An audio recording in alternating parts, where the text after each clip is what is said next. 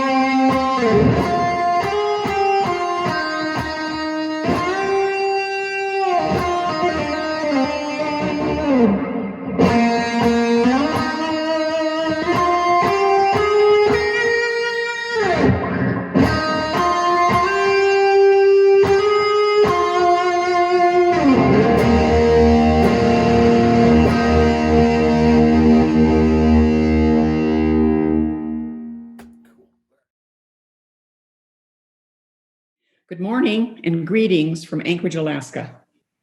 My name is Shirley Holloway, and I have the privilege of serving as president of the National Board of NAMI. Thank you. Thank you so much for contributing to this National Day of Hope. It has been and continues to be one of the great joys of my life to be part of the tremendous impact NAMI makes, not least of which is the impact you are making today. Today's walk is virtual, but there is nothing more real than your commitment. You have created walk teams. You have encouraged your friends and families and neighbors to join you. You are raising tens of thousands of dollars for your NAMI locals.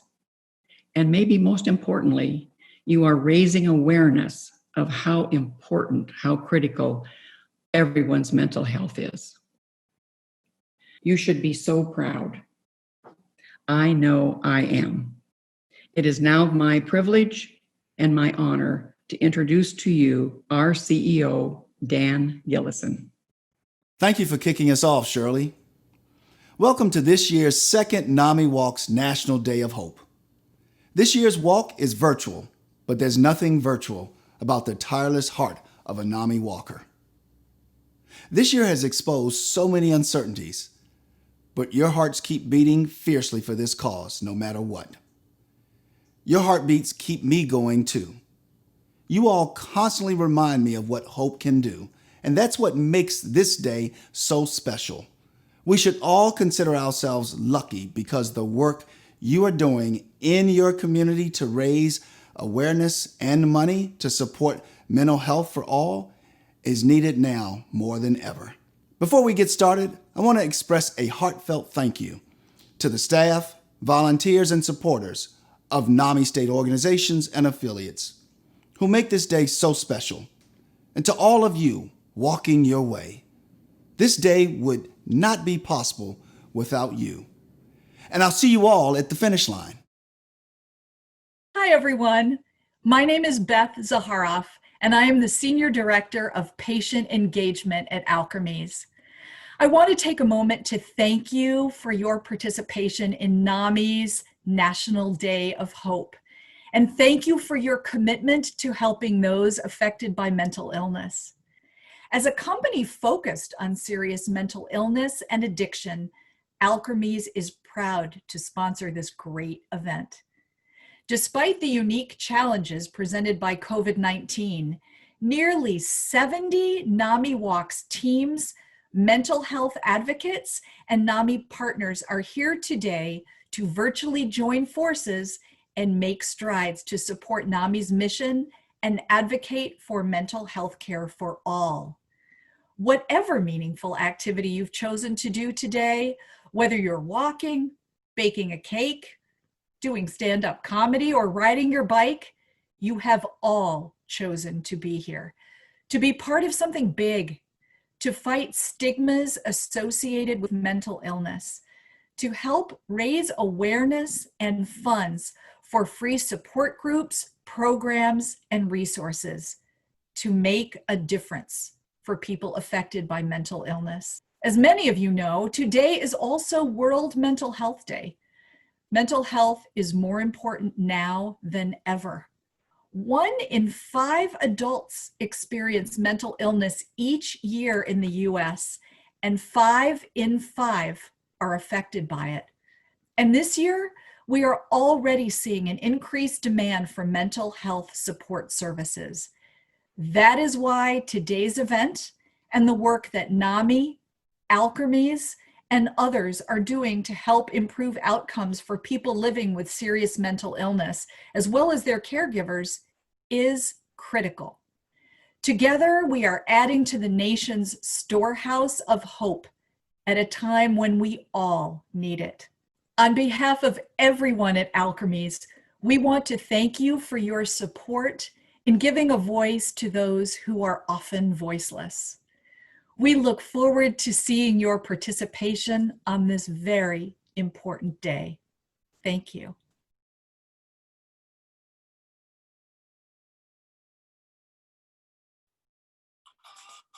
Hey guys, Taylor here with Camp Gladiator. I also have my partner trainer Nikki Eames behind me. We are going to be bringing y'all a workout today. Happy Saturday. Thank you so much for allowing us to be a small part of your weekend. We just want to say thank you for taking part in this NAMI walk, and we want to bless you and encourage you.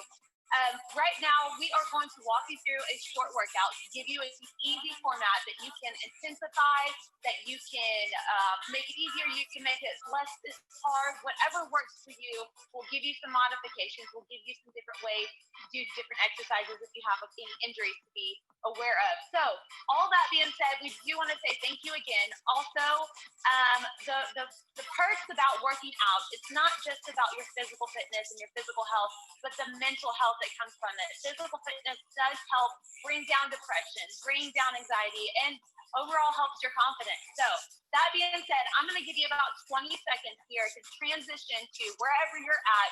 You're in your living room, you're out front, you want to do this workout outside, you can do it wherever. We're going to be here in my home gym, in my home office, and we'll make it work for you. So again, 20 seconds to give you some time to transition, to grab a mat, water, towel. It is all body weight, so you don't need any weight. But here we go. I'm giving y'all time to get ready as I get up and get us going.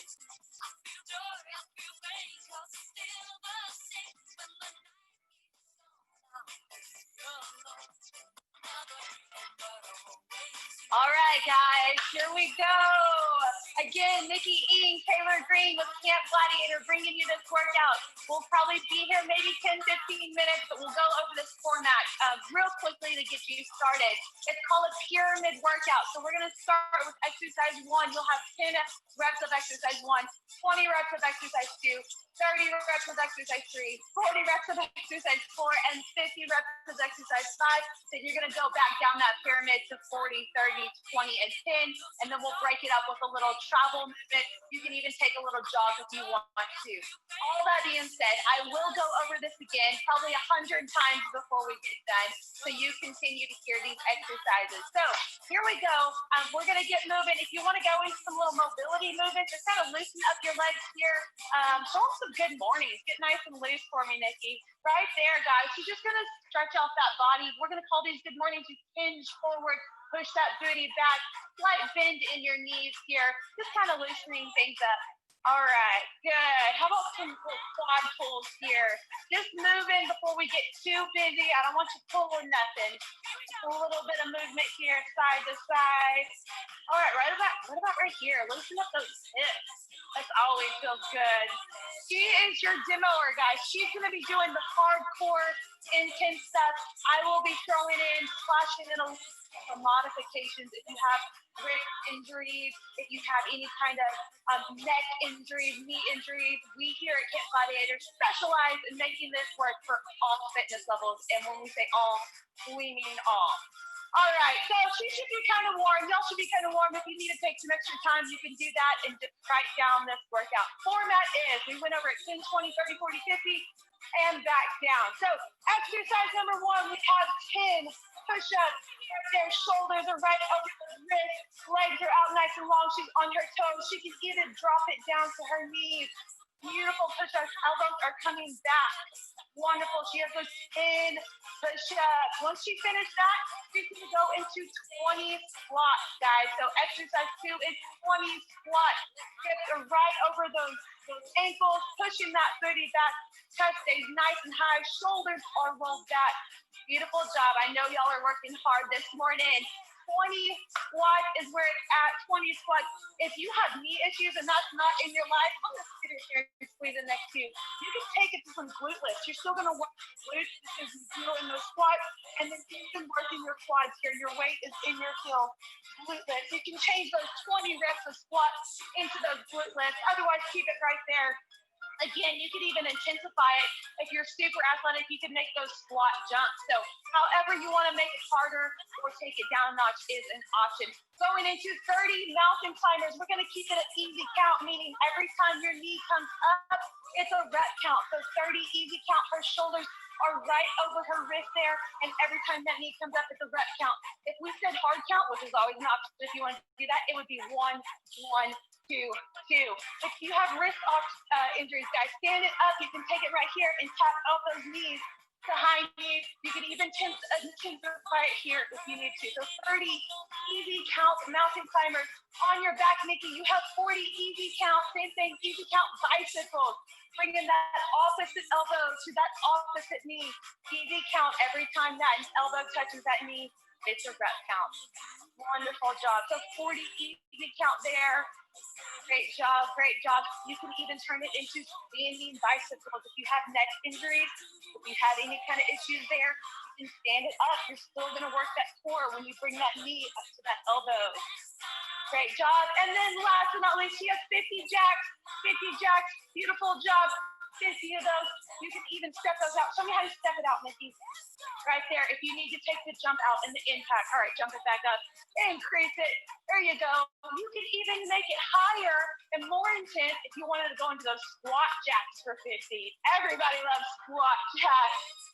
No pressure though, guys. No pressure. If you need to just step it out, step it out. You can keep those regular jacks. So once you hit your 50, we're going back down that pyramid, back to those 40 easy count bicycles. Then we'll go into those 30 mountain climbers, the 20 squat, and the 10 push-ups. Super simple, guys. You can tweak this format however you need to. Change the exercises. If something doesn't work for you, you should make whatever exercise you want to plug in there. You can incorporate weights if you needed to. That's always an option, but it's a super simple format that gives you a good workout. Again, you can break it up with a run at the end of the round. So choose in those bicycles. Again, don't forget you can stand it up right here if you need to. 40 bicycles, 30 easy count mountain climbers for me. Beautiful job, beautiful job. She's a pro, she is a pro. So don't compare yourself to Nikki. She's top notch, guys. Keep going, keep going.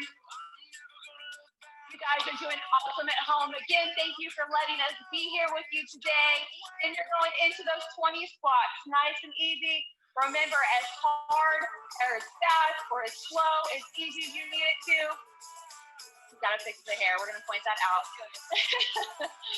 Great job.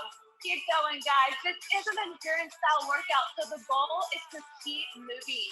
If you want to treat it like a high level workout, that's when you're gonna add some weight. You're gonna push yourself harder. But right now, we're just working some endurance moves, and we're going for a long time, trying to keep moving that whole time. You have a watch, you can always check your heart rate, make sure you're not maxing out that heart rate, you're keeping it pretty consistent. So you had those 20 squats, you're finishing off with 10 bicycles. This is what I mean. We've now climbed up the pyramid, we went back down the pyramid. We're gonna break this round up. Once you finish your push-ups, you can take off on a jog. If you're in your driveway, go jog down to the street, come back, put this on repeat. We'll take out those jacks. She's gonna stay here at the mat. If you're at home and you're doing this in your living room, stay at your mat, go into these shuffles with her. Or you can go into some butt kicks. You can set those out if you need to. Just something to break up the round for me. So she's going into a few shuffles here. She's gonna come and she's gonna go back up that pyramid. So she'll have those 10 push-ups, the 20 squats, the 30 mountain climbers, the 40 bicycles. We no longer have the 50 jacks. We're going back down. We'll be at the 30 mountain climbers, 20 squats, and 10 push-ups again. So no more jacks. Those are done forever. Good job, Nikki. Good job. Keep going, guys. It's so important to find a way to work out that's actually fun. Make this fun for you guys. We don't want fitness to be a chore. We don't want it to be a hassle. It's got so much benefit for your overall health, physical, mental, spiritual even. And we want to help you get there here at Camp Gladiator. So she's working on those 20 squats. She did her little travel movement. She did her 10 push-ups. She's doing her 20 squats. She's going to go into those 30 mountain climbers next. Good job. Great job, guys. You're doing awesome. Doing awesome. 30 mountain climbers. Again, it's easy count. Her shoulders are right over the wrist. And make sure you keep that back nice and flat and the booty is not in the air. We don't want to see the booty up in the air. That's going to take away all the core work. You got to work that core, right? She's got 30 easy counts of those mountain climbers, 40 easy count bicycles, and then she's going back down that pyramid, back down the pyramid. So 40 bicycles here. You're good. They can see you great. Awesome job. Thank you, NAMI, and all of you guys for taking just a small time out of your day, out of your weekend, and out of your life to help bring awareness for mental illnesses. This is so important, and we're so glad to be a part of it. So you're going back down to those mountain climbers. There you go. She did her bicycles. Remember, no more 50 jacks group. The peak is only at 40 this time. The pyramid is only at 40. She's headed back down that pyramid to those mountain climbers. She'll hit those squats again. She'll hit those push-ups again. Go on that travel. Again, if you're able to, take off on that travel, or you can stay here, go into those mat shuffles, or even to some easy little butt kicks here.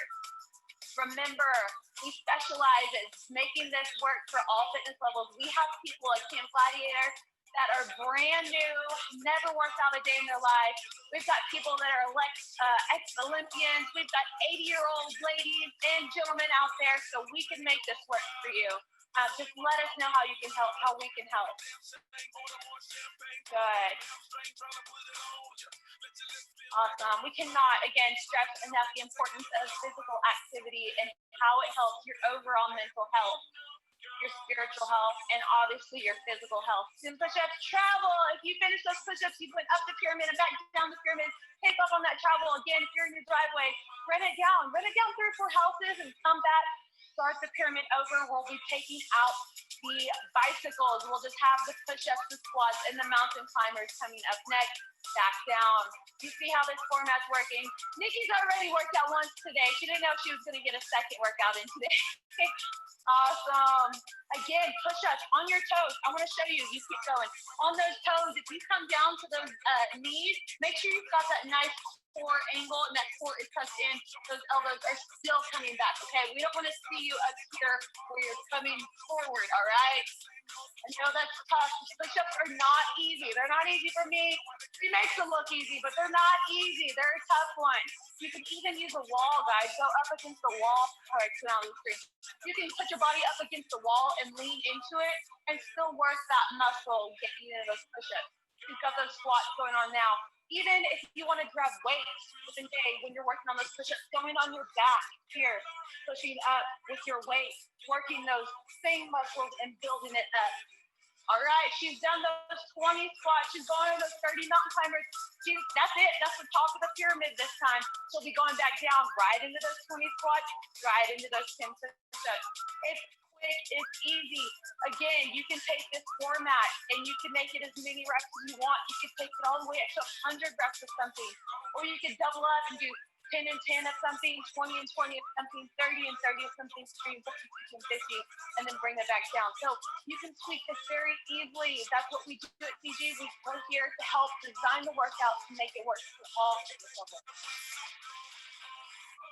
Awesome, working on those squats, beautiful form. Getting that nice squeeze when she comes up to the top, engaging those glutes. Not just working the quads in those squats, working the glutes as well. Push-ups for days. I still have to get my workout in, y'all. I'm gonna do it. I'm gonna do it. I'm behind today. There we go. She's on her travel. Again, see? She's here. You can do every workout that we do. You can do right here from the sides of a mat in your living room. We've got people that do it on their lunch break and they'll go in their office and they'll do it. Like it's okay. You can do it wherever you want. Thank you 2020 and COVID-19 for launching CG virtual for us. It's been a game changer. There we go. All she has are the push-ups and the squats this time. Again, you may be at a different pace. Remember your reps. You have 10 push-ups, 20 squats. 30 was the mountain climbers. 40 was the bicycle. 50 is the jack. You go back down, take that travel, come back, get rid of that biggest number. Your pyramid always gets a little bit smaller. Every time you come back, you're taking that highest number and getting rid of it. Good job. I'm going to give her a couple more minutes and let her finish. Let's see, what else do we got? If you don't know about the mental awareness program, the NAMI Association, be sure you get with them. Let them help you. Share this information. Mental illnesses are ranged across the board at so many different levels. And we're just here from the physical aspect to encourage you and show you that it's super easy and super convenient to get a work in these days with the virtual option. So don't let it be an excuse. 1 hour a day is only 4% of your day. Think about that one. Good job, guys. This is real life, y'all. My kid's trying to come out here and interrupt us. Good job, good job. Finishing it up. She's coming back. She's done. Awesome job. We love you guys. Again, thank you so much. If you're not done, I'm going to say this whole format one more time. It's 10 push-ups, 20 squats, 30 mountain climbers, 40 bicycles, and 50 jacks. Back down that pyramid with the 40 bicycles, 30 mountain climbers, 20 squats, and 10 push-ups. Take your travel, come back, get rid of the 50 reps. Do it again. Take that travel, come back, get rid of the 40. Do it again on repeat for time. If you get a chance, find me on Facebook, find Nikki on Facebook. Let us know. Did you do this? Did you complete it? That being said, again, have a wonderful rest of your day. Keep being active. Keep bringing awareness to mental illness and the needs that it has. So thank you guys again. Y'all have a wonderful rest of your Saturday. Y'all can't hear Nikki, but she's saying thank you. Y'all have a great day, guys.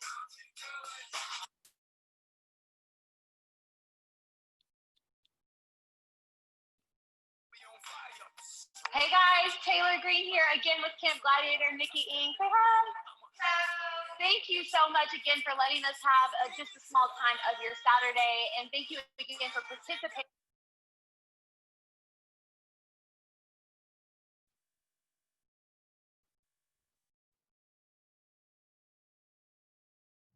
In case you're still looking for ways to raise money, here are a couple of ideas. First, sponsor yourself.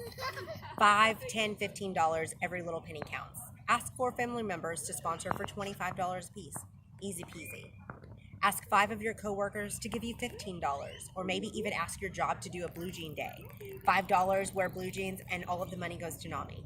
Ask 4 friends to contribute $25 a piece. I know I've got 4 friends that I can count on. Ask your neighbors, $10 to $15 a piece. Ask your boss of your company to contribute $50, or ask 3 businesses to sponsor $25. Very, very easy. When you have those sponsorships, let us know and we'll be happy to put them on our Facebook page and give them some business. Hi, my name is Erica. I am a member of the Theta Sigma Epsilon chapter of Chi Sigma Iota International Counseling Honor Society from Charleston State University. I am participating in NAMIWalks because I want you to know you are not alone. It is important to recognize the power we have when we stand together in ensuring we all have access to appropriate mental health care. So I hope to see everybody out there supporting one another and NAMIWalks. Thank you. So first, if you'll just tell me your name. Carolyn Apodaca. Wonderful. And Miss Carolyn, what's your affiliation with NAMI of Tarrant County? Right now, I am a member. I have been in the past president of NAMI, Awesome. and I was a vice president of NAMI when Melissa Gibbons was president. Okay, perfect. So you guys worked side by side. Oh yeah, I'm also I was trained to be a facilitator for family support group. Awesome. Awesome. Well, thank you so much for all of the help that you have given us. That's awesome. Okay, so how did you initially meet Melissa? Oh, so it was about May, long time ago, and I saw where NAMI Tarrant County was going to have a walk. And because I am a walker and half marathoner, I thought, oh, this will be good because it's right down my alley, it's close by, and I had needed to know about NAMI. So I called the number, and Melissa answered, and she said, yes, we're having a NAMI walk. I said, well, I want to be the first one. I want to be a member of the team. And her sounded like she was in shock. She goes, oh, great. Well, you're the first one to sign up. And this is our first walk. So I'll have Sue Adams get in touch with you. Little did I know that Sue and Melissa were like dreaming of this goal. And really didn't know what they were doing. And then I guess when I told her I'm going to be in there, she got her heels and boom, it happened. The NAMI walk took place. That's awesome. She seems like that. She definitely seemed like a go-getter. Like when she had her mind to something, there was nothing that could stop that. That's awesome. That's awesome. That's what I like best about her. She was a goal setter, and not only a goal setter, but she accomplished. Yes. Yes. She was a goal accomplisher for sure. Absolutely. And what was your first impression of Melissa? I was intimidated. Yeah. She was had so much wisdom and so much aurora about her that you knew she had a lot to say and a lot of respect. And I was like, she's talking to me, I'm a peon, and how nice of her to be so compassionate.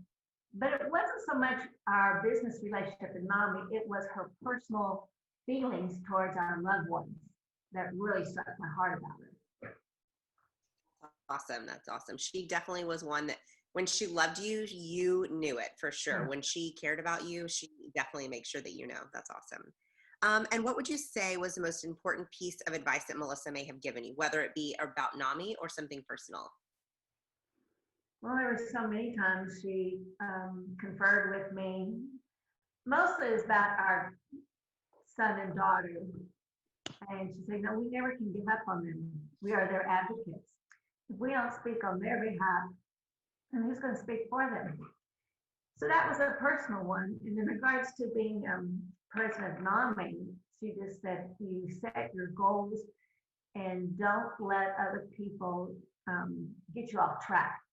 Because during those board meetings, they were sometimes challenging, Sure. and then we had to stay focused. And Melissa had a way of staying focused, and I hope I was able to accomplish that watching her.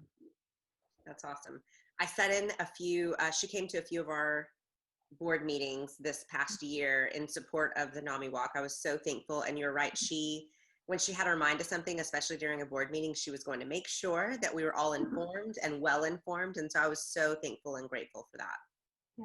Yeah, that's her. That's awesome. What did you admire most about Melissa? And again, this can be both professional or personal. One of the main things I admired her was it wasn't about what Melissa wanted to do or what Melissa's ideas were. It was about how they would benefit those who didn't have the chance or support. It was more her goals, and her heart was, how can I help someone who's less fortunate, whether it be mentally, financially, or social acceptable. That's what I admire about her big heart and her kindness to those who may not have known who she was or what status she had. She'd never let that be their first impression. Absolutely, absolutely. I know that I heard one of her former students speak about her, and I think they said something very, very similar. And I think that speaks volumes, because very often students don't love their teachers, and these and these students really had wonderful, beautiful things to say about her. So I was really happy about that. Did Melissa have any catchphrases or anything that you that reminds you of her? Any little word or sentence that you would hear her say often? I'm not very good at remembering things like that. I mostly recognize expressions. Okay. And instead of voicing a disapproval, she would just give you this look. And that look spoke many words. Yes, yes. Whether it was a look of like, I can't believe you just said that, or it was like, yeah, I wish I would have said, yeah, go for it. I love it. With her expressions. I love it. Very good. And why do you believe that NAMI was so important to Miss Melissa? NAMI, for her, I believe, meant an organization that people could go to who didn't have any else place to go. But people, I'm going to get sad, but people with mental illness. And she would make sure that whether you were a consumer or a care provider or someone who needed to know about NAMI and mental illness, that was her purpose, was to make sure we had education, not only in the local communities, but in higher government levels. Wonderful, wonderful. And what was one thing that you would want people to know about Melissa? She never gave up. She pursued her dreams, whether she was feeling well or feeling on top of the cloud or not feeling so. She was a stoic person that her heart was enough to make everyone want to do their best and exceed potentials that maybe they hadn't thought about. But Melissa was right there by their side saying, you got this, you can do this. That is absolutely the truth about her. I know when I started the walk last year, I didn't know what I was walking into. I was like, here I am, let's see if we can figure this out, and Julia, who was the walk manager before, wasn't there. So I didn't get to have any of her information passed down. And I'm so thankful. Melissa just called me and she's like, hey, I started the walk. I've been doing this for years. How can I help you? And she was a phone call or an email or a text message away all of the time. And something that really spoke volumes to me is 2 days before her passing, she called me to check on me. Hey, I know that, walk season is just starting. What is it that I can do for you? How can I help you? And I asked her, I think I would really like to honor you as the chair. I could not have made it through last year without you. And she accepted, even knowing, the medical condition that she was in, but she knew that it meant a lot to me, and she knew that it meant a lot to NAMI, and she was going to do it regardless of where she was at in her personal situation, her medical situation. So I thought that really spoke volumes about her character and who she was. Yeah, she gave all she had, no matter if she didn't have enough, it was more than anyone would have given. Absolutely. Absolutely. Um, Is there anything else about Miss Melissa that you'd like to tell us that maybe I didn't ask? I think she and Dennis were substantial in NAMI's progress. They complemented each other, and Yeah, they did. together they were a good team. And whoever Melissa worked with in NAMI, you could go to her and not be intimidated by what she knew, but encouraged by what she shared. Absolutely. Absolutely. And I think that Dennis, as you mentioned, Dennis has been a wonderful, I don't want to say sidekick to her because, you know, they're one and the same, but, you know, when she and I were meeting at Starbucks, he drove her up there, took her out of the car, helped her get inside, brought her wheelchair back. It was really just a phenomenal team effort between the two of them. And one would not have worked so successfully without the other. So I'm so thankful that they had each other.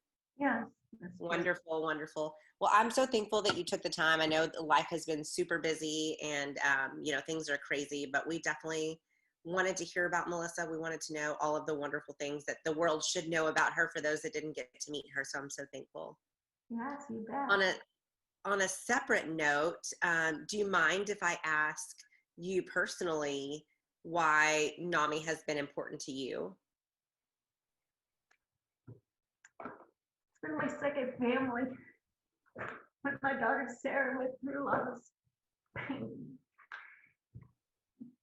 which I could talk about it, but this really hurts.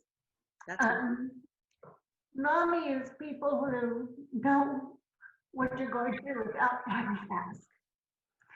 And that's why I believe in it. You know, encourage it. I love it. I absolutely love it. And tell me, how could NAMI best honor people like your daughter? How could we best help other parents like you and continue to honor our children? Just keep having the classes, the formats, the hotline. I also often would call in either Melissa or Sue or one of the other people would call me back. You know, just be there and spread the word out in the schools. College kids, a lot of times that's when kids start to have mental issues, when they break away from home, they're away, they start getting into substance that's not suitable for their best physical atmosphere. So just reaching out to those who may feel embarrassed by it. If we could just keep pushing the news and the advocacy and billboards, little bus boards, just, hey, we're here and you don't have to tell anybody, but we're here to listen.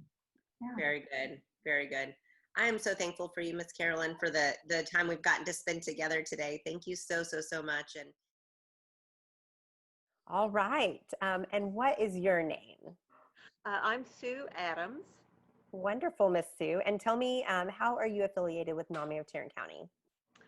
Well, I was the office manager from February of 2010 till the summer of 2016.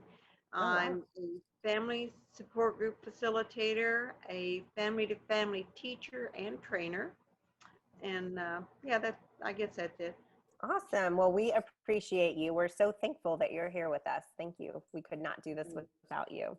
Yeah. So today we're going to talk about Miss Melissa, who before she passed, agreed to be our honorary walk chair. And I felt like with everything going on this year, I wanted to still honor her. And so I wanted to ask you some questions and hopefully get some good information about Miss Melissa.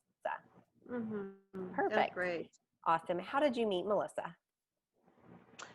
Well, let's see, in about 2007, 8, 9, somewhere, during that period, I was introduced to NAMI in Denton County, but at one of those meetings, they announced a special speaker or event or something going on at NAMI, Tarrant County.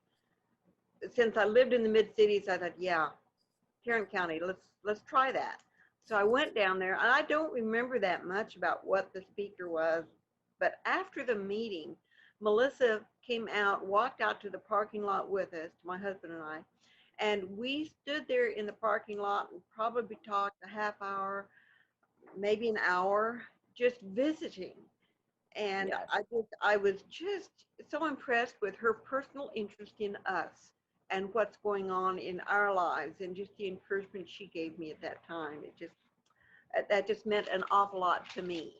Awesome. Awesome. It's so funny that you say that, because I feel like I've heard that same answer, that she really invested in people and not just the situation, you know, not just for a purpose, but in individuals for who they are. So I love that. I absolutely love that. Okay. And what was your first impression of Miss Melissa? Um, I love the way that she was so honest. She was so real. She was so including. I mean, we were very new. I thought, why is she concerned with us? We just happened to stop by one evening, but she did seem to invest in us um, in a special way, in a real way. Awesome. Awesome. I remember when I first came on, and I didn't really know who she was or how long she had been affiliated with what we're doing here. Right. So I had just gotten to meet her, and man, was she the kindest person, and really, you know, took an invested interest in me. And I just felt, you know, she makes me really feel special in knowing that, you know, she actually cares. I thought that was really great about her. Mm-hmm. And what would you say is the most important piece of advice Melissa gave you throughout those years? Well, I think of the time when I was early on in the office, and she would come in, a few times a week just to stop by. I was only working half days, but she would be there and we would chat for a bit. And one of the things, if we had a guest coming in who wanted to inquire more information about NAMI or something, the one thing she really shared was, okay, when someone comes in, you pull your chair, you don't sit behind your desk. You pull your chair around to the side and you sit there with them, and they're in their chairs, and you just sit there and you just visit. And I thought, well, that was a good concept, instead of me sitting staunchly behind the desk, you know, as the official or something. Absolutely. But just part of being there. And another thing on visitors, some visitors would just stop by and, you know, they wanted to talk forever. And she taught me how you welcome them. Oh, come, I'm so glad. And after about 5, maybe 10 minutes, you're through. But you graciously let them know how thankful you are that they came, and say, thank you for coming. We really enjoyed that. And now I'll let you go and get on with your day, because I know you have a lot more things to do. I love it. I love it. I love it. Yeah, that's a, shoot. It's not, it's just a polite way of just letting them know. And I really did enjoy it. I think people would come more often when they knew they were dismissed. Absolutely. They didn't have to just continue to hang around, but they absolutely. And the part about her, you know, telling you to come around your desk, that really speaks volumes to me, that she saw these people, our consumers, as people, not necessarily for their condition or their illness or their situation. She really saw them as human beings that needed the love and the compassion that we had to show. That's right. awesome. Right. So good. Perfect. And my next question for you is, what did you admire most about Melissa? I would say it was her giving heart. I mean, she just would continue to give, and I don't know, it's hard to explain how, but she would guide people into where they needed to be, and you didn't even know it. I know there were some times where I thought, wow, I did it. Oh, I didn't know I could do that. And I think, you know, I did it, and then later I think about it and I was like, oh, you know, I think Melissa orchestrated that and it really made it work. And so she just had that ability of doing that. So that's one thing I tried to really pick up and emulate from her, was how to encourage people to do things on their own, in their own way, and they can accomplish it. I love it. And again, that answer is something I've heard from someone else. So I feel like that must be something that she really did well at. You know, just encouraging you and allowing you to know that you can move past whatever you think your boundary is. You know, you can step past that and do great things. So I think that was wonderful. What were there any catchphrases or any funny little silly things that that Melissa would say, or that maybe remind you of Melissa? I was trying to think. I can't recall one. Okay. May say something as, "Oh yeah, always," but Okay. it sticks to me as what it may have been. So. Okay. And why do you believe that NAMI was so important to Melissa? I think she saw the benefit that it was both to the individuals with the illness as well as the family members. And, even though she knew her son would never participate in NAMI, never be a part of it, never embrace it at all. But she knew what it meant to her. She knew what it meant to others. And I found that too, that just the support, camaraderie you get as both I interacted with the family members and with people who actually had a mental illness. And I just thought, wow, this is a great community. And that's Absolutely. what she saw. And she saw that as a place of recovery. That's awesome. That's I awesome. think in recovery, it's also of the individual that has some kind of a diagnosis. There's also a recovery of the family member. Because the Absolutely. family member has gone through something and they need to recover from what they just experienced to realize, hey, we still have life, and life is Absolutely. abundant.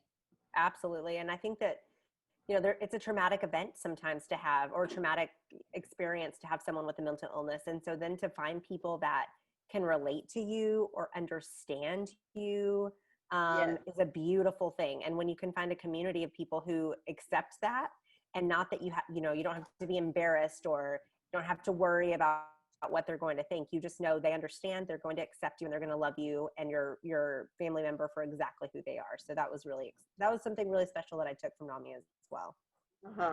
Right. Awesome. So good. Okay. And then my last question is, what is one thing that you would want people to know about Melissa? She really was an inspiration to me. She encouraged me along the way. She prompted me and put me into positions that I would never have done on my own. She kept going. There were times that she was down, and she may have really been down for a little while, but she came back, and she was always there to get the support, to finish out the walk, to do what we needed in the office. She was there to finish it, and that was just her. Absolutely. I was telling someone else that, so about 2 to 3 days before she passed, she called me and she just said, "Hey, Destiny, I just want to check on you and see how the walk is going." And she had at that point, she had accepted our offer to be the walk chair. And she checks on me quite often, every couple of weeks she'll call and check and just see how things are going. And, I thought, poor Melissa, here she is in the hospital bed, really just working at keeping herself healthy. And she's calling me to check on me and to check in with me. And I think that speaks volumes about who she was as a person. It does, and that's who she was. Absolutely. And what NAMI meant to her. I think that speaks volumes about what the walk and what NAMI as a whole meant to her, because, again, her last couple of days were spent checking on to see how we're doing. Do I need anything? As soon as she gets out, she's going to come for a visit. So, I think that was really special to me, and I'm glad I got to have that time to talk to her. So, Him too. And that was her vision, was one, have an office where it was open, where people could come to. Another thing was to have the walk. That's absolutely. why she walk, so we could open. Yes, that's awesome. That's awesome. And then my very last question is, do you have anything about, is there anything that you would like to say, or anything extra that I didn't ask that you think is important for us to know? I think I pretty well covered it. Awesome. I think I tried to insert anything else. Perfect. Yeah, Well, really appreciated her. Awesome. Well, I'm so thankful. Thank you again for just talking with me and really allowing us to honor Melissa in this day and for our walk this year. I really appreciate you. Thank you, Awesome. Deb. You're welcome. Thank you, Miss Sue. We'll talk to you soon. Okay. Okay. Thanks. Bye-bye.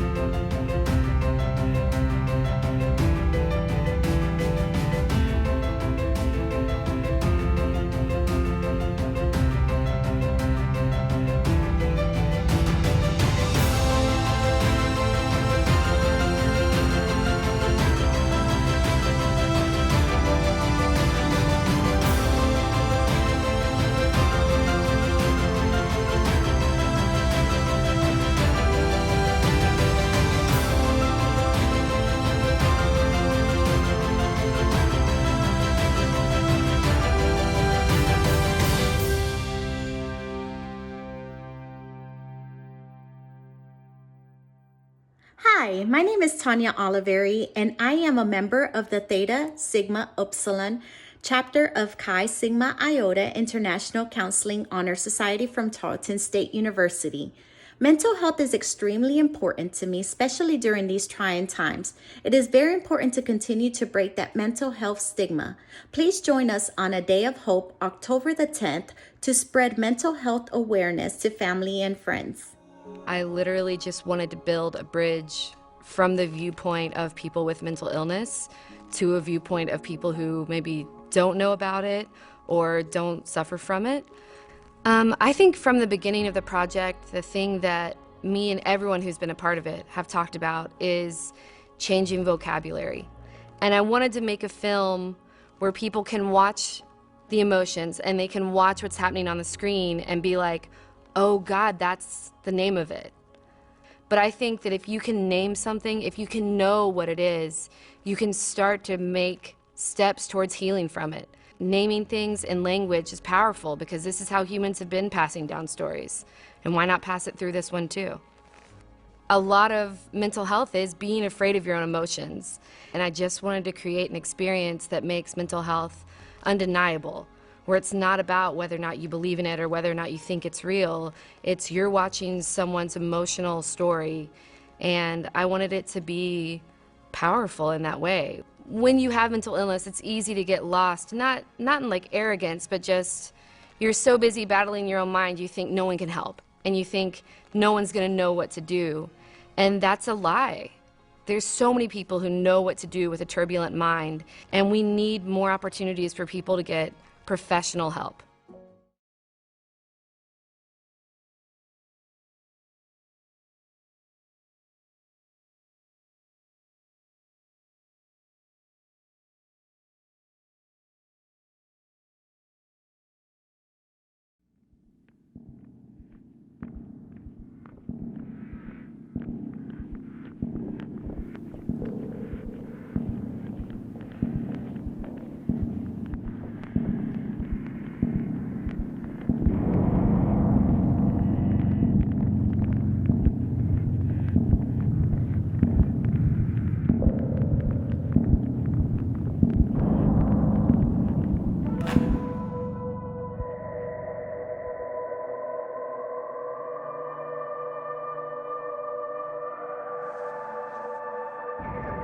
What is that?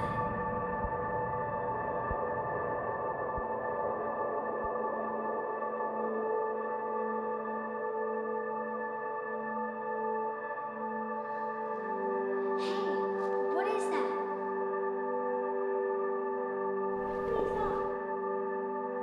Wait. Don't you see it?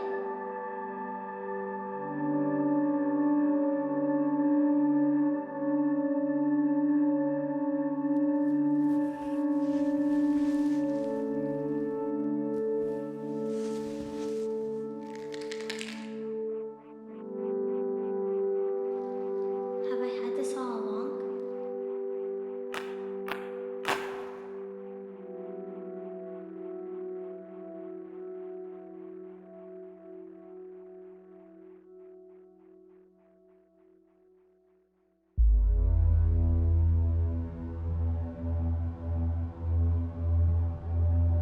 Where am I now?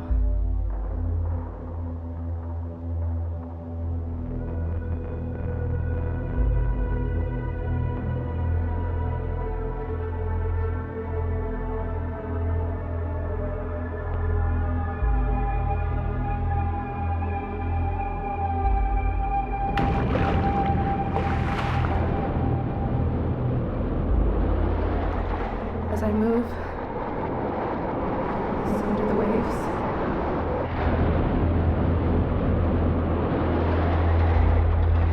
Stop. Wait.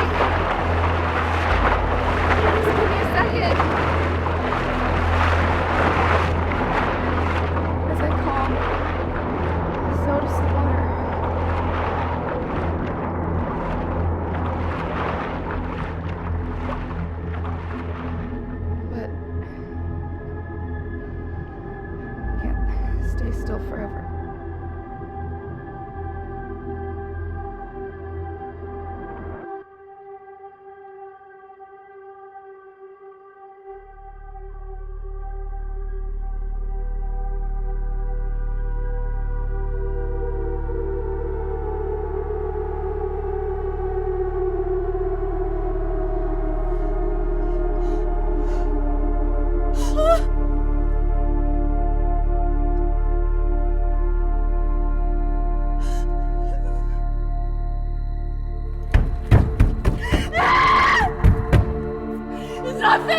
Okay.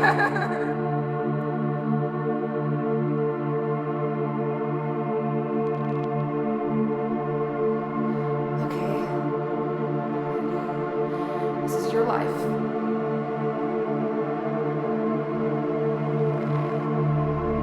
I didn't ask for this!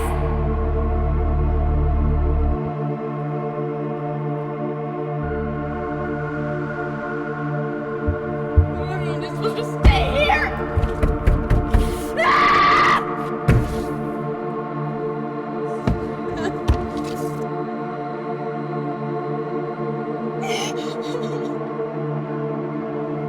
This is what I deserve. A hole in the ground. I'm so tired.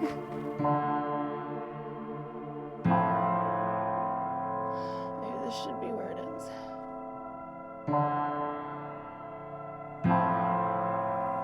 Should be where I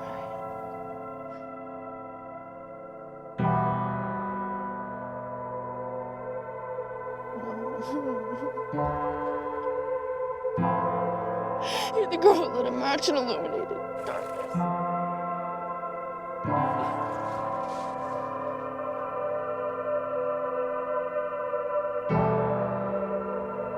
You're the girl who fought an ocean.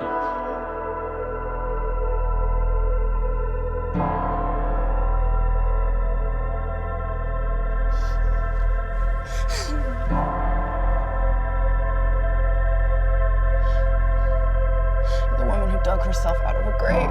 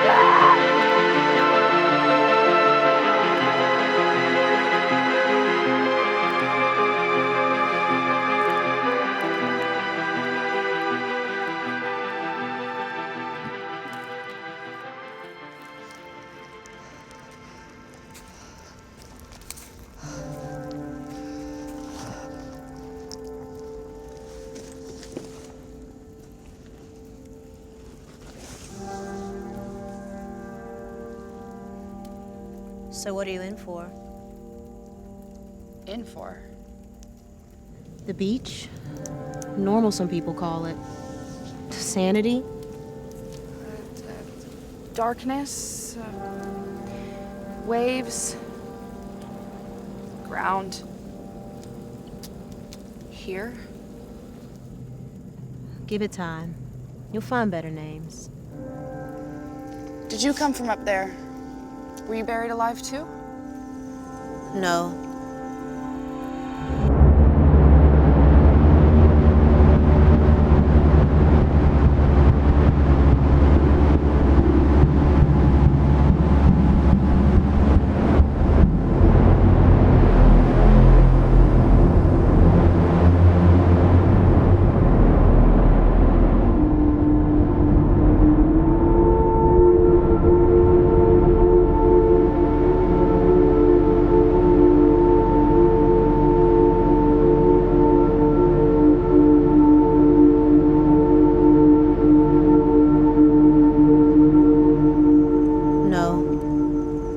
I've been on fire. On fire? When? 10 years. Stopped asking for help after the first 5. Fire, I can't imagine. And they say I'm angry. Yeah, I'm angry. been on fire for 10 years begging for help. Nobody heard me. Maybe nobody wanted to hear me. I'm sorry. It's okay. This place is for moving forward.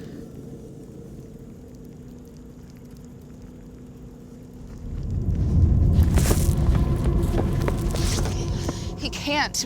We should go after him. Now, what could I do to help him? Or you? He's running from monsters. This isn't his first time back to the beach. What do you know about fighting monsters? Look, I know fire. You know what you know. But we don't know monsters. Hopefully he'll be back.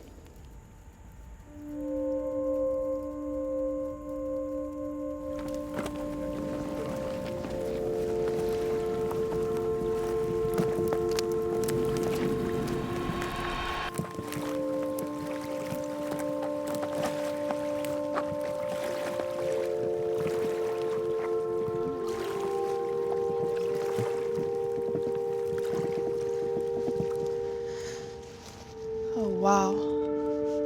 They start here.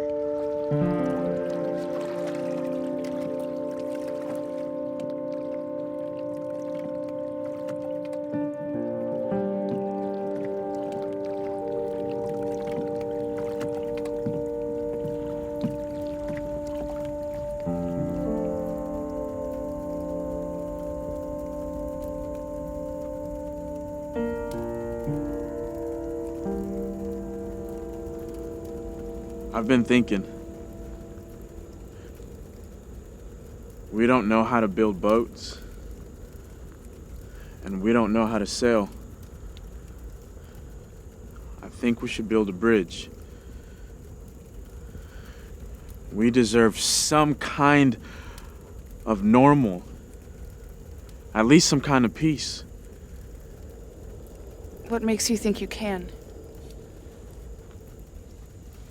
Because I figured it out before.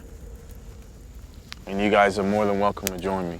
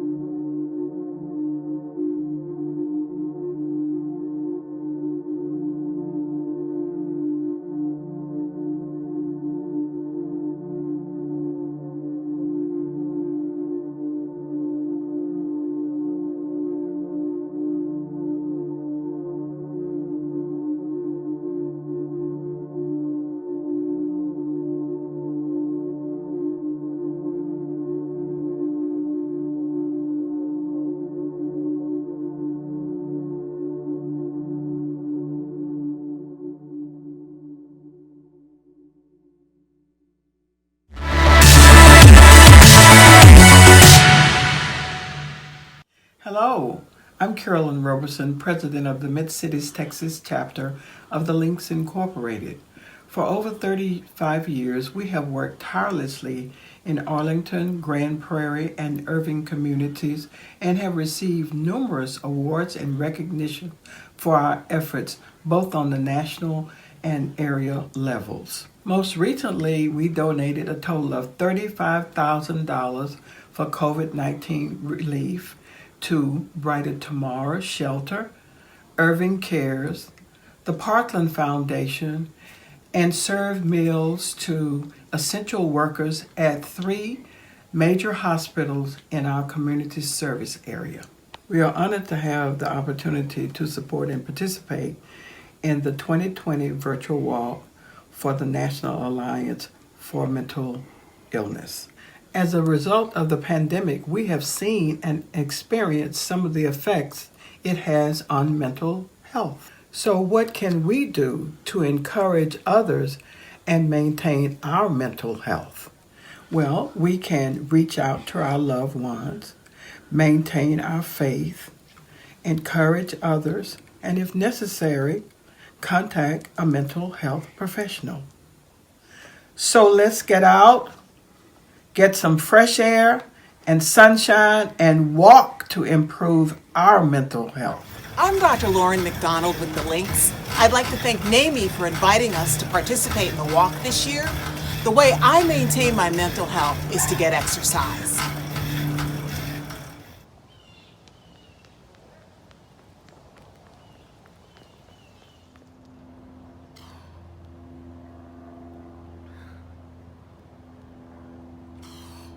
Have a story to tell. That's why we walk. And today, I'm going to tell you mine. Most of you know that my husband and I have a mental health practice, private practice. I work for NAMI, and my best friend is in the field as well. But you don't know why I originally started. I started because I have people in my family that deal with mental illness. I have an ex-husband that deals with unmedicated bipolar. I have an ex-husband that deals with bipolar disorder, and I have a son that deals with mental health conditions as well.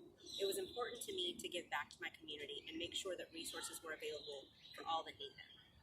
We all need each other, and we are better together.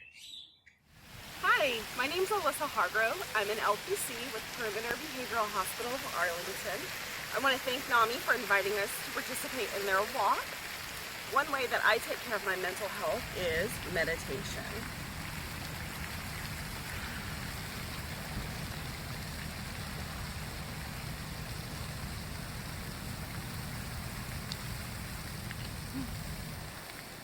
I also enjoy yoga.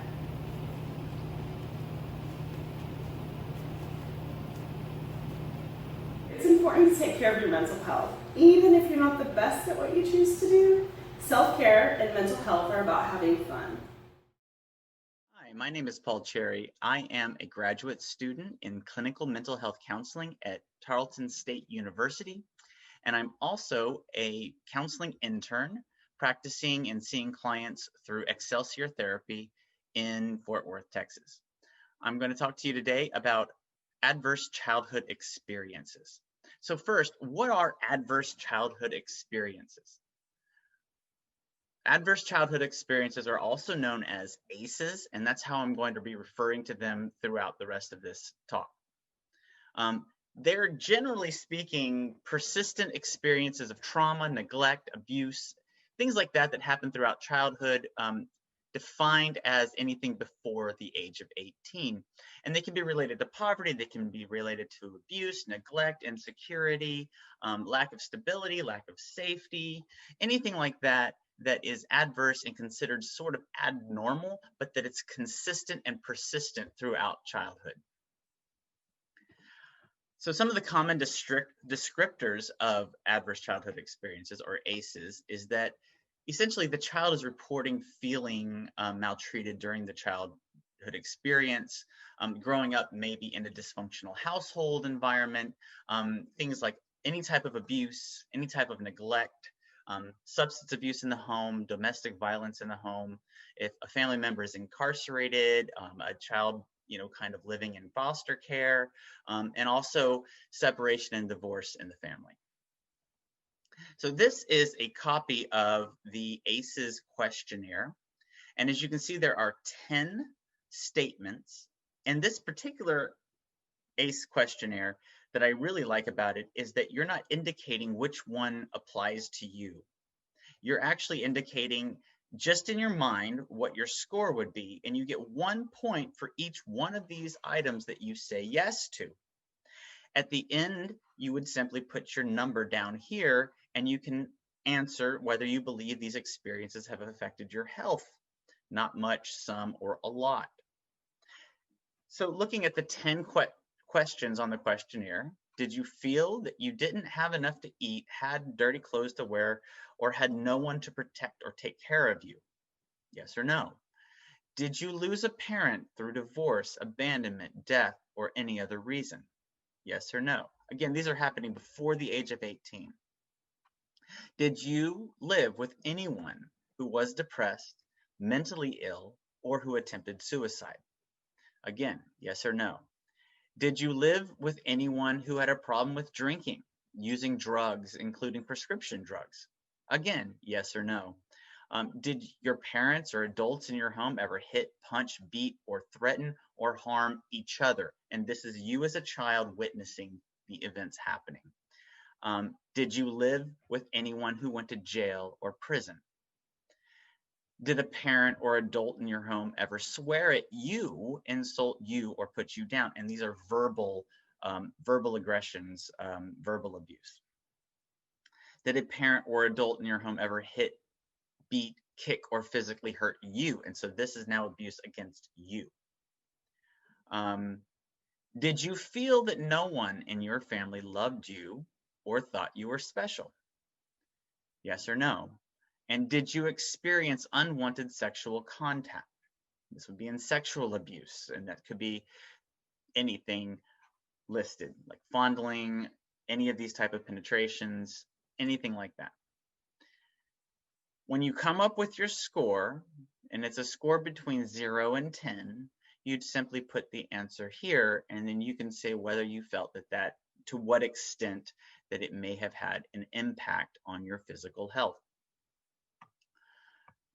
You can have that number, you can bring it to a clinician, and they don't have to know exactly which ones you said yes to, just to know that you had the experiences and that they likely dramatically impacted your life. So the way I like to describe this is why is this so important, and how does this really affect you?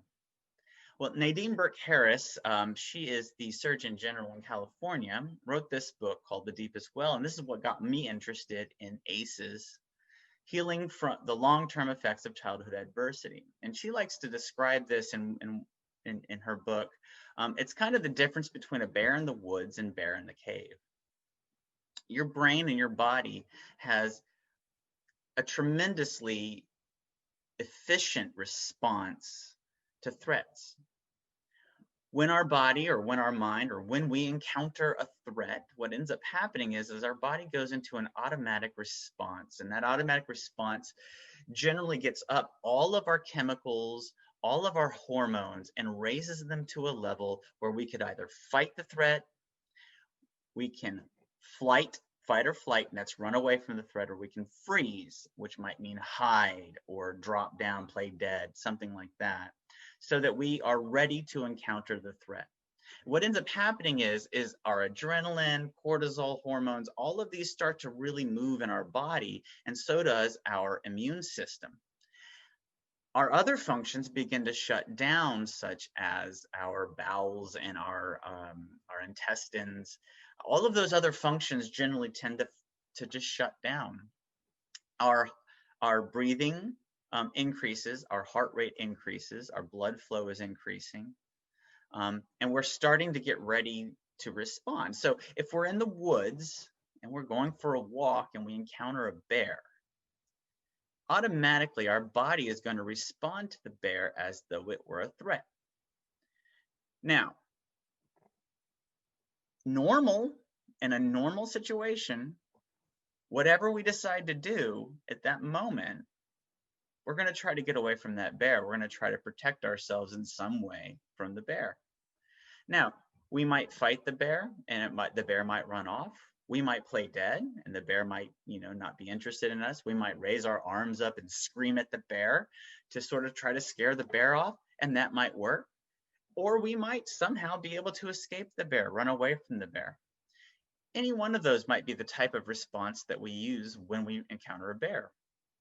Now, when the threat is gone, we can our bodies begin to come back to equilibrium, and it sort of processes it out. You might feel a little stomach ache because your stomach shut down, your digestive functions, everything shut down during that time. And all of a sudden you might feel queasy, you might feel kind of bad, you might feel really tired, you might need to drop down and take a nap.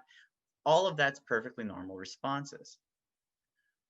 Eventually, everything sort of gets flushed out and we begin to go back to our normal existence, having the memory of what just recently happened. The difference is, and I like this is the way that Dr. Burke Harris describes this, is that what happens though if the bear is living in the cave with us, is living in our home? All of a sudden our home is no longer safe. Well, now we're always on a heightened alert. We're always ready to fight, flight, or freeze. So what happens then is our adrenaline, the cortisol levels, these are all toxins in our body that are really pumping, and our immune system is risen up, and our heart rate is going, and all of our functions are always going because we're never really quite sure whether we're safe. We could be in danger at any given time. We need to respond immediately to protect ourselves in some way. What ends up happening is our bodies get worn out. Eventually, we're going to start maybe having some heart problems, maybe immune problems. So maybe our immune system is overacting all the time. And so it's just going to sort of tire out. And so now we're going to have immune deficiencies. And so now we're susceptible to a lot of diseases. Our bowel functions, our digestive functions are all going to be kind of out of whack because they've been shut down and they're never really quite sure how they're supposed to respond. So later on in life, what ends up happening is these functions are always still going. Even if we've moved out of the house, our bodies still remember. Our bodies are always keeping the score about what happened. And so we may not even be aware of it, but we might be having heart disease and other problems that are fully related to this. And I'm going to get to that in a few minutes. So some of the consequences of ACEs, especially if they're not being targeted and we're not treating them, is our health and well-being. They're going to have a long-term effect on our mental illness. And we're not just talking about children, even though it's adverse childhood experiences, we're talking about children all the way through adulthood.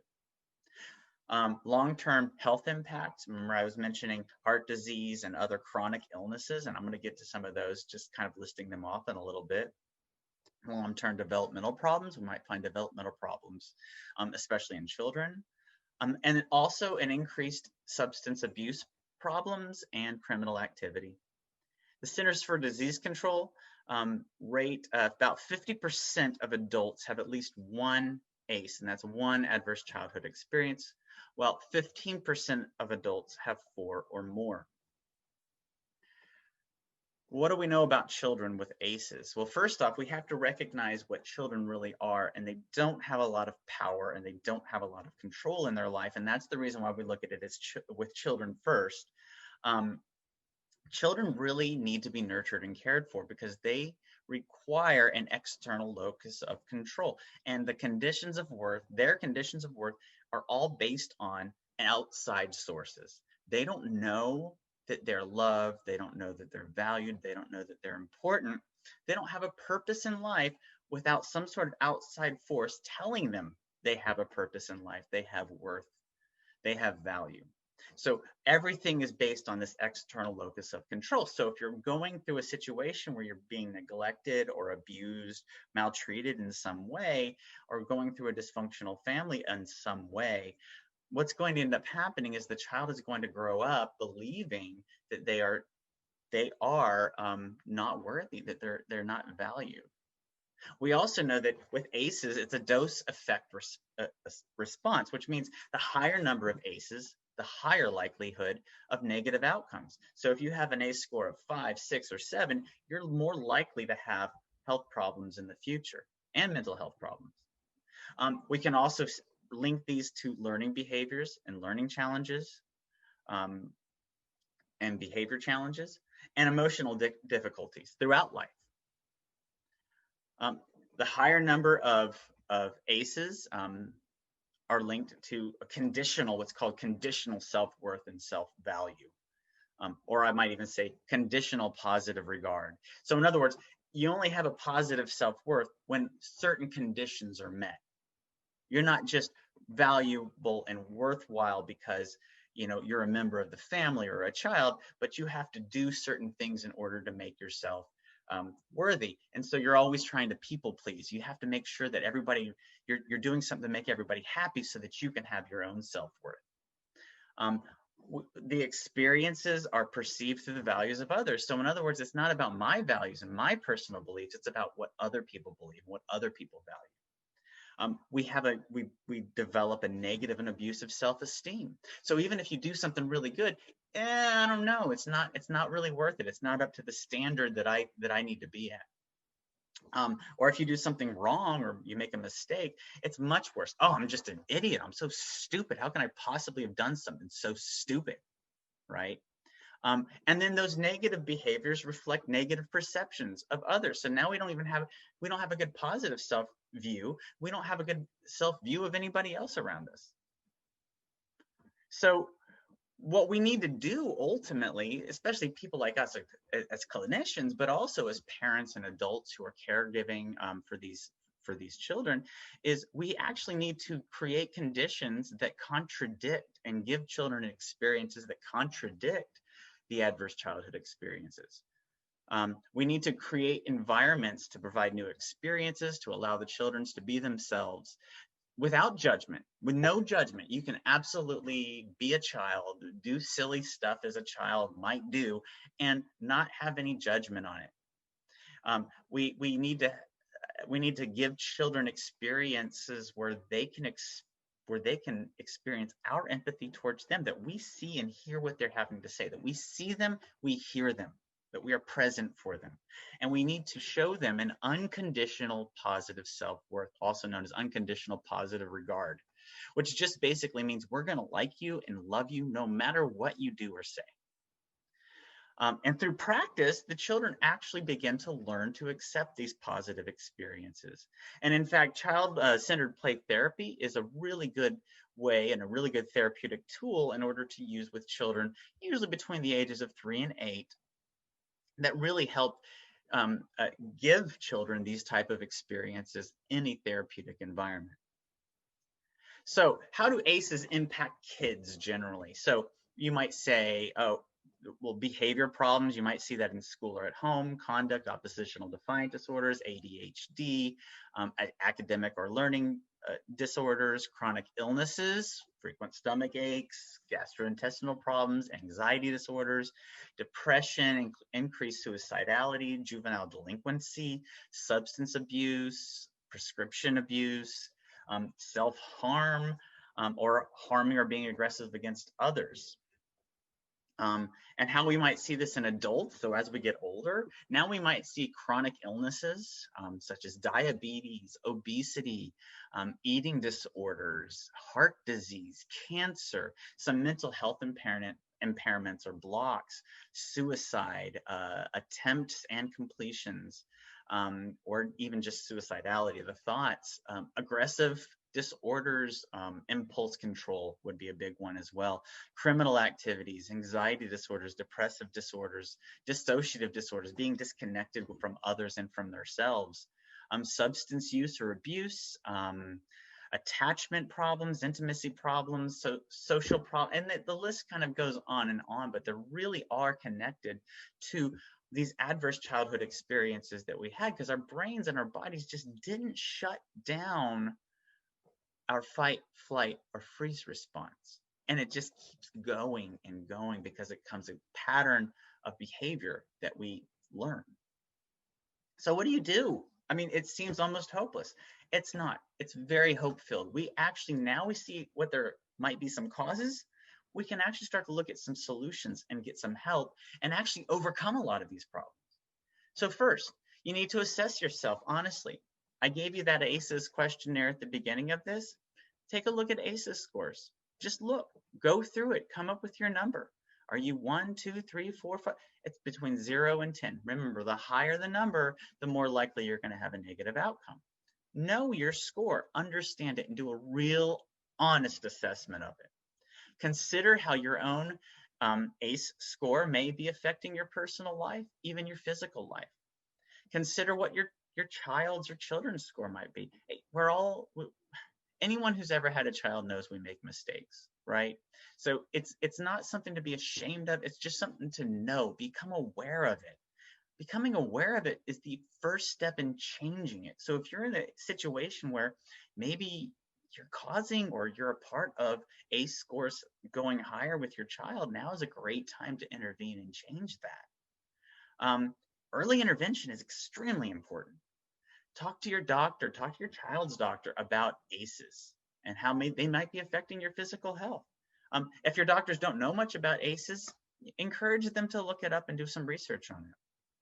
And also keep in mind that medical doctors often have a list of referrals for mental health professionals. And they generally like to have a few that they'll pull out and hand to you and say, you can contact this person, really great person to talk to about this. Okay. Also, you don't have to talk to your medical doctor about it specifically, but you can just simply contact a mental health professional, like licensed professional counselors, also known as LPCs, licensed clinical social workers, LCSWs, licensed marriage and family therapists, LMFT.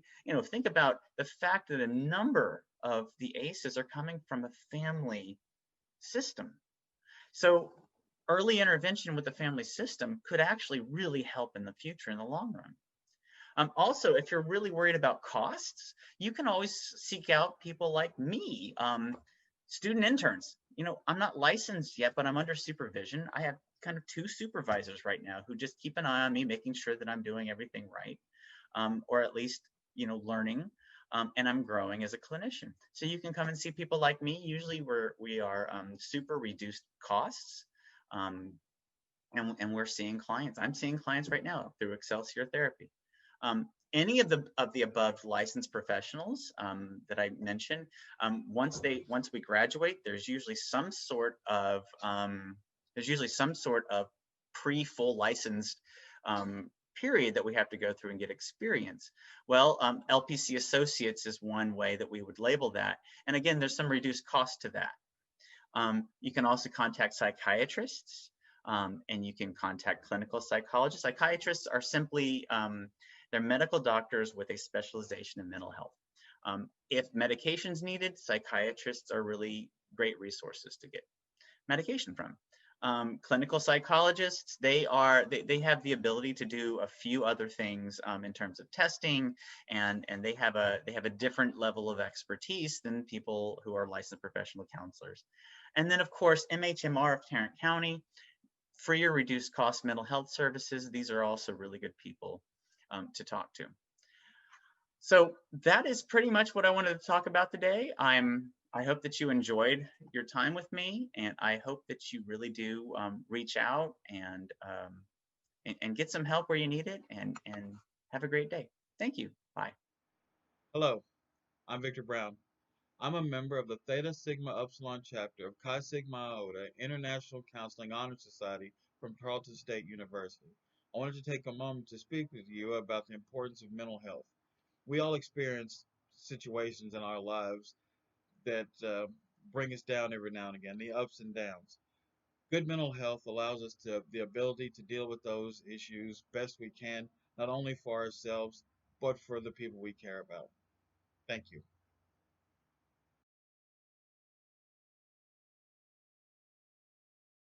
Hi, my name is Cassie Samuelson, and I'm a member of the Theta Sigma Upsilon chapter of Chi Sigma Iota, the International Counseling Honor Society at Tarleton State University. Mental health is and always has been a very important part of my life. I really believe in spreading awareness about mental health and breaking down the stigmas that surround it. It's really important, as most people have experienced struggles with their own mental health or know someone who has. Help us spread awareness and break down those stigmas by participating in NAMI's Day of Hope. Hey guys, I'm Destiny. Thanks for watching our music video. In the midst of today's chaos, I wanted to come up with a way to spend some quality time with my friends and my family while spreading a little cheer within our community. And what better way to do that than through music?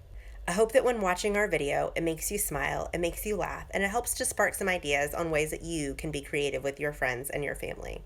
Don't allow the stresses of today's world to dim what's important to you. Watch our video, let me know what you think, and tell me about all of the beautiful memories that you're creating with your friends and your family during this time. I hope that you enjoy it. You ever find yourself stuck in the middle of the sea? I'll sail the world to find you. If you ever find yourself lost in the dark and you can't see, I'll be the light to guide you. Find out what we're made of when we are called to help our friends in need. You can count on me like 1, 2, 3, I'll be there. And I know when I need it, I can count on you. Like 4, 3, 2, you'll be there. 'Cause that's what friends are supposed to do, yeah.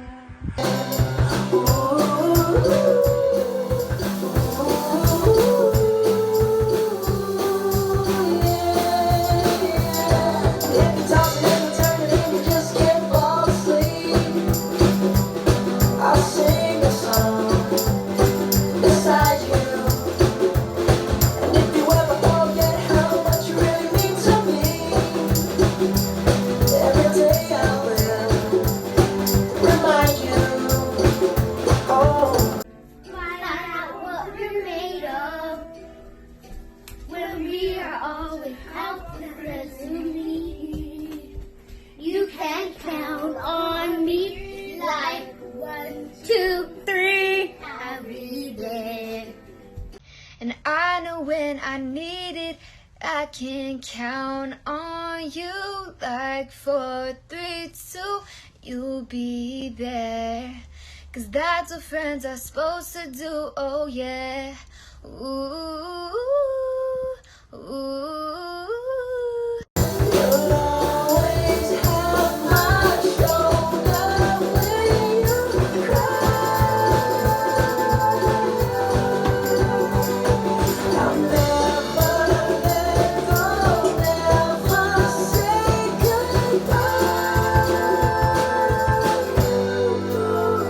You can count on me like 1, 2, 3, I'll be there.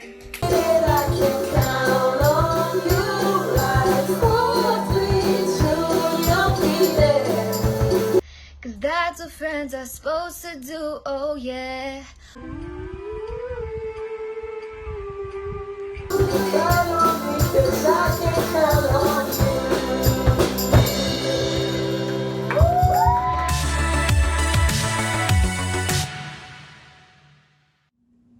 Hi, my name is Ingrid Buchanan, President of the Dallas chapter of the Links Incorporated.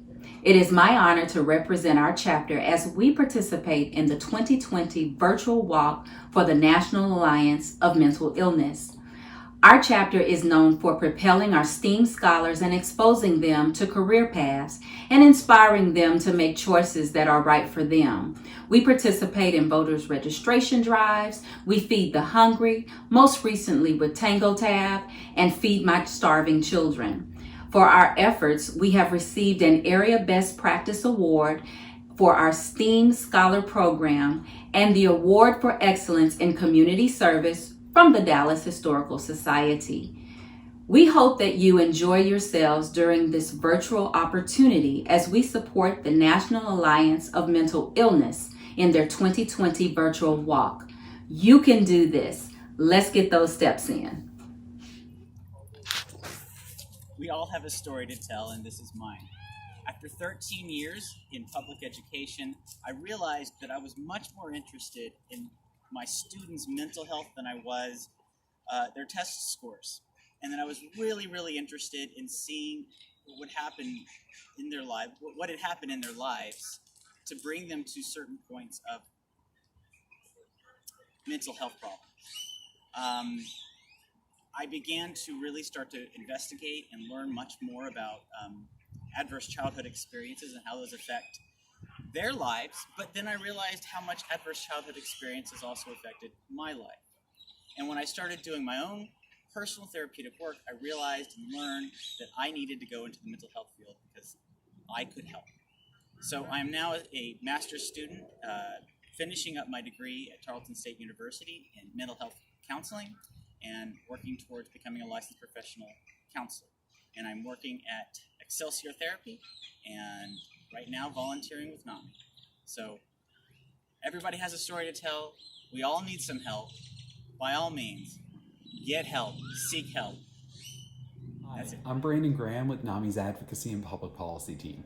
I hope that you'll continue today's celebration by joining us to pledge to vote for mental health during this year's elections.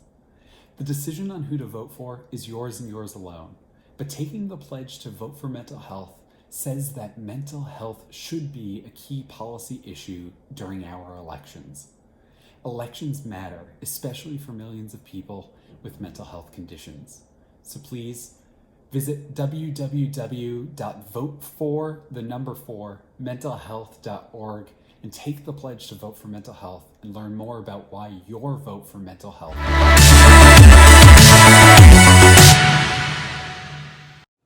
Hello, I'm Tracy Madison, President of the Greater Denton County, Texas chapter of the Links Incorporated.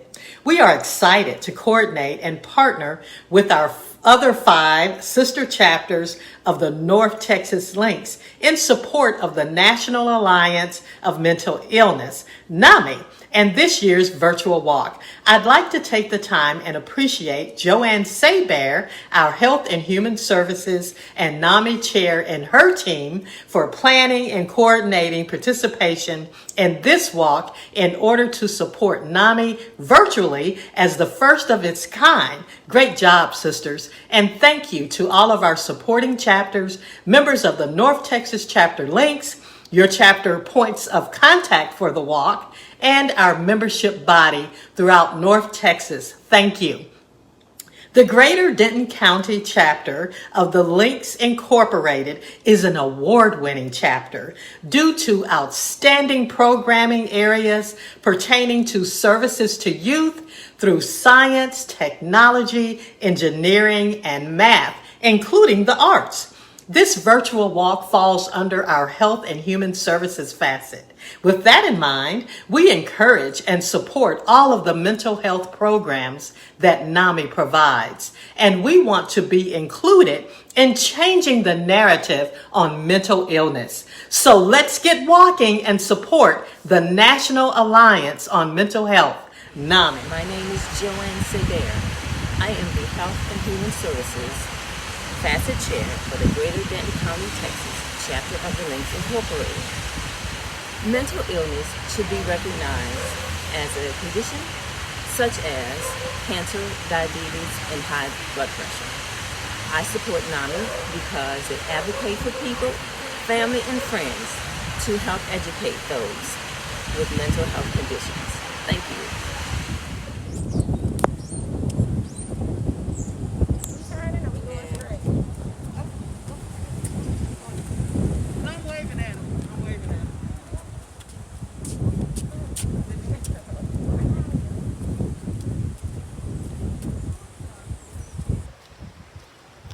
Whether it's depression or anxiety, there's a long-standing belief that mental illness should never be discussed in communities.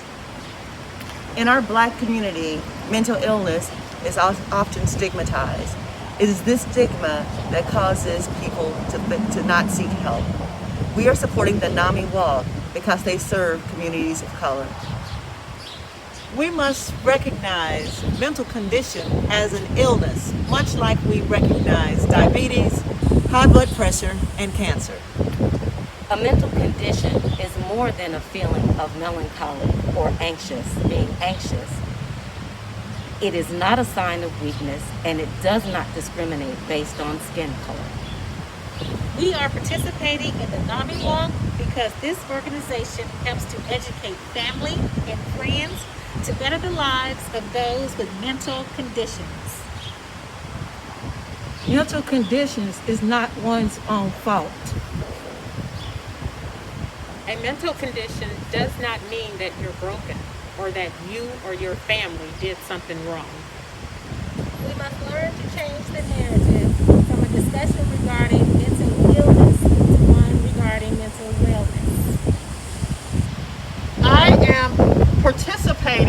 the virtual walk to support the many programs NAMI provides and to help change the narrative regarding mental conditions.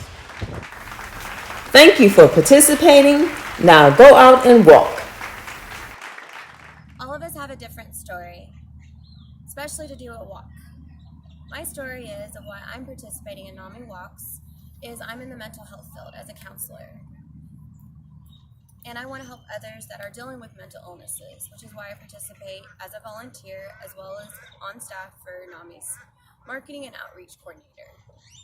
But most importantly this year, it's been a little bit closer to home. I lost my son this year, and so now I'm walking for him. My team name is Kyle's Crew. And so I want everybody to be aware why mental health is important. I don't know what I was saying. Hi, my name is Kamari Menadeo. I am a member of the Theta Sigma Upsilon chapter of the Chi Sigma Iota International Counseling Honor Society and the Tarrant State University.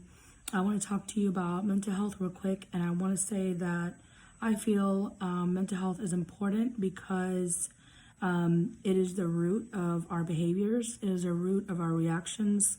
It's basically the root of our happiness and sometimes our sadness, amongst other things that we go through on a daily basis. So being mentally aware and having mental health awareness is super important for everyday life. And that's all I wanted to say.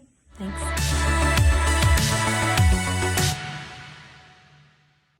Hi, my name is Paula Parker, president of the Plano chapter of the Links Incorporated. Did you know that 1 in 5 Americans has a mental health condition? Chances are that you or someone you know has been affected. That statistic really brought it home for me. That's why I am supporting the NAMIWalks Tarrant County in their efforts to raise awareness and raise funds so they can continue to do their work of improving the mental health of those individuals and their families in our community, especially in times like these. My chapter members and I are participating in the virtual walk this Saturday. Join us in support of NAMI Tarrant County. Hello, my name is Kim McCree, and I'm a member of the Plano North Metroplex chapter of the Links Incorporated. I serve my chapter as Health and Human Services Chairman. Today, I bring you greetings in support of NAMIWalks. I want to encourage anyone who is seeking assistance. Some say there's a stigma surrounding mental health, but I want you to remember you are not alone. Let's do this thing we call life together. Support NAMIWalks. Thank you and have a great day. Social distancing is new to all of us. Schools are closed, businesses are struggling, and the feelings of isolation can be overwhelming. For some people, this is a new feeling. For others, feelings of isolation are a struggle they live with every day. It may be difficult right now, but you are not alone. 1 in 5 people experience mental illness, but as a result of this crisis, we're all impacted. In the best of times, it's hard to find mental health treatment, and this crisis is making it even more difficult. Now more than ever, we need to stand up together to fight for better support for everyone. Your vote has the power to help. The policymakers we elect make the decisions that affect how, when, and where we can get the mental health services we need. Take the first step. Pledge to vote for mental health. Hey guys, Taylor Green here again with Camp Gladiator Nikki Ng. Say hi. Thank you so much again for letting us have just a small time of your Saturday, and thank you again for participating in this walk, guys, or this event. We were so thankful to be a part of this, and we cannot express that enough. We do want to share a little bit of information for you about Camp Gladiator. As we mentioned, we have tons of outdoor locations across the Metroplex and across the state, and even across the world. We're now in 7 states. That being said, virtual is unlimited options. You can do that anywhere that you have a phone or a computer or internet access. It is live, interactive, and we are there coaching you and helping you form. So that being said, we want to be a part of your fitness journey, and we would love to help you with that. Also, notice that scan me code up in the corner. I think it's right above me. All you have to do is scan your phone directly over that. It'll take you to a link. You fill out your information. You're not registering for anything, but if you do, myself or Nikki will reach out to you, answer your questions, and help you get signed up if you want to, or let you know how you can. Again, there's virtual and in-person options. We've got membership options as low as $25 a month. I do want to let you know, if you completed that workout, go ahead and scan that QR code anyway. You can fill out your information, because you will be entered in a raffle for a free 4 weeks of camp. You will get to try Camp Gladiator for 4 weeks. So that's our entire full cycle: endurance, strength and agility, interval, and speed. 4 weeks for free for you. Also, my phone number is below. If you don't know how to use the QR code, that's my cell phone. Call me, text me, and let me know how I can help. What do we got? What I missed? We got everything. Yeah. Thank you so much for having us. Just so excited to help and be a part of this. Please give us a call, text us, call us anytime. Anytime you want to start, we're available to help you out with mental and your physical fitness. Absolutely, guys. Thank you so much again. Y'all have a wonderful rest of your day. Thank you. Bye.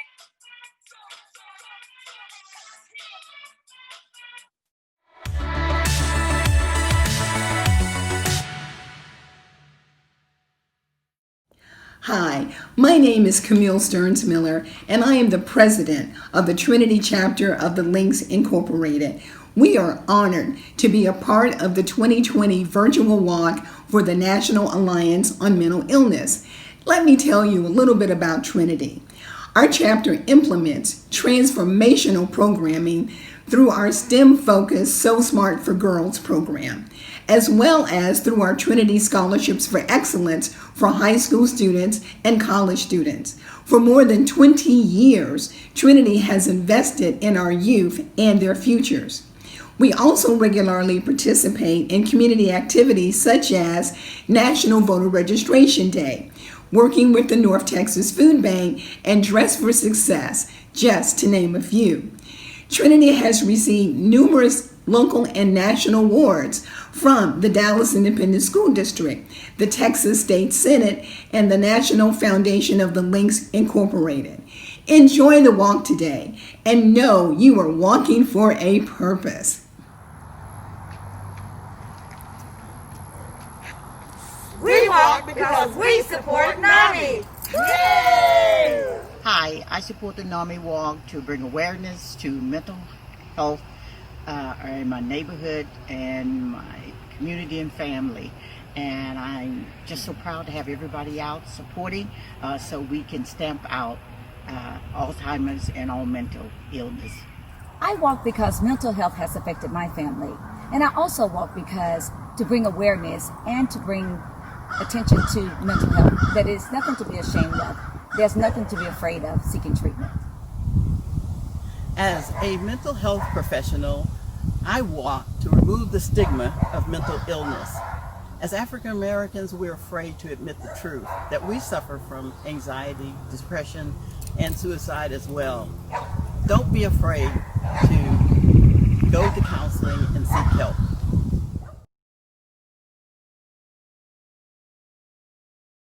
Mental health is important to me because when my mind is right, it's easy for me to care for people. It makes me better at caring. It makes me better at receiving care as well. And it's the same for everyone else. When their mind is right, it's easier for them to mutually care about people. And it's easier for them to perceive care. When everyone has good mental health, it makes it easier for people to care about people. And that's why mental health is important to me.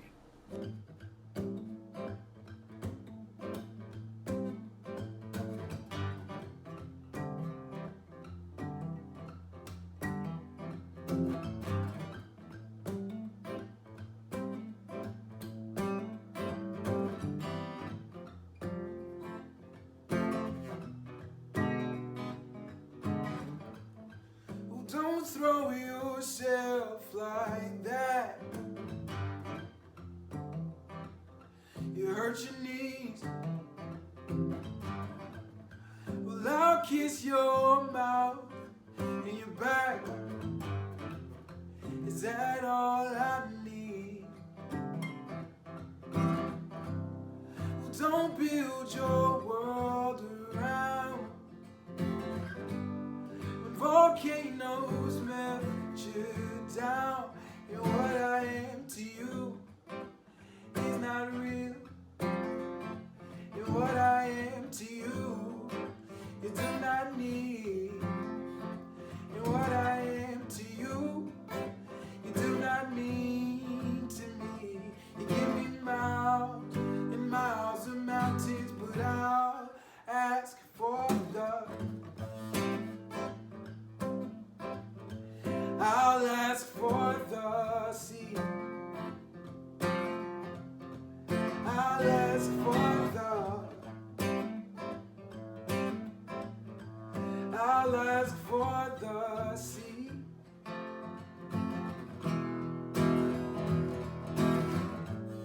Well, don't throw yourself like that in front of me. Well, I kiss your mouth and your back. Is that all you need? Well, don't throw my love around when volcanoes melt you down. 'Cause what I am to you is not real. And what I am to you, you do not need. And what I am to you, you do not mean to me. Give me miles and miles of mountains, but I'll ask for what I give to you. It's just what I'm going through. This is nothing new. No, no, just another phase of finding what I really need. What makes me bleed like a new disease. Oh, she's still too young to treat. She's still too young. She's still too young. She's still too young.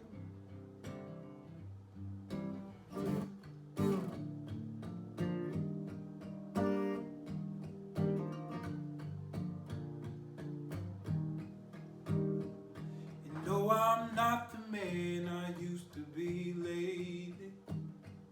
See, you met me at an interesting time. And if my past is any sign of your future, you should be warned before I let you inside. And hold on to whatever you find, baby. And hold on to whatever will get you through. And hold on to whatever you find, baby. 'Cause I don't trust myself with loving you. I will beg my way into your garden and then break my way out when it rains, just to get back to the place where I started, so I can't want you back all over again. No, I don't really understand. Hold on to whatever you find, baby, and hold on to whatever will get you through. And hold on to whatever you find, baby, 'cause I don't trust myself with loving you. And hold on to whatever you find, baby, and hold on to whatever will get you through.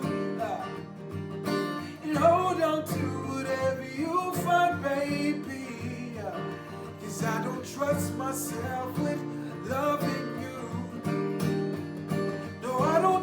myself with loving you, and no, I don't trust myself with loving you.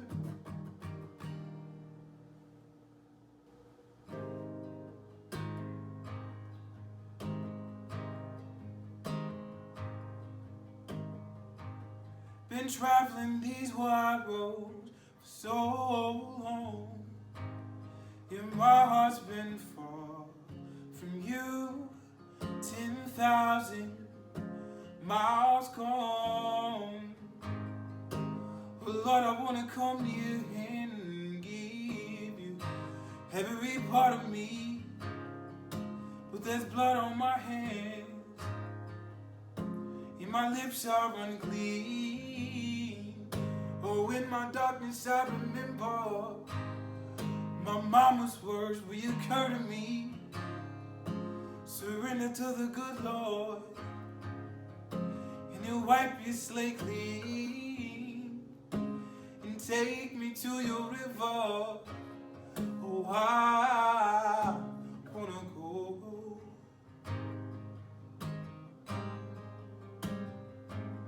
I'll go and take me to your river. Oh, I wanna know.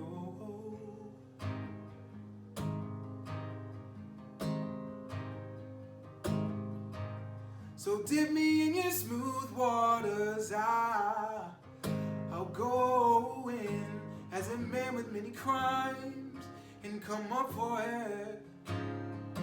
As my sins flow down the Jordan, oh Lord, I wanna come here and give you every part of me, but there's blood on my hand, and my lips are unclean, and take me to your river. Oh, I wanna know.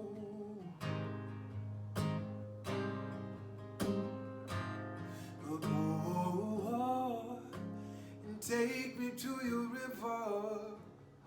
Oh, I wanna go.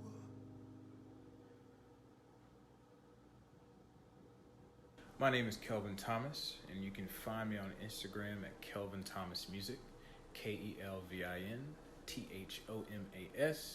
Music. I appreciate y'all for listening, and I hope y'all have a wonderful day. Congratulations on completing this year's virtual NAMIWalks. This year, I've been in awe at the strength you've all displayed, the community you've built, and the impact you've made.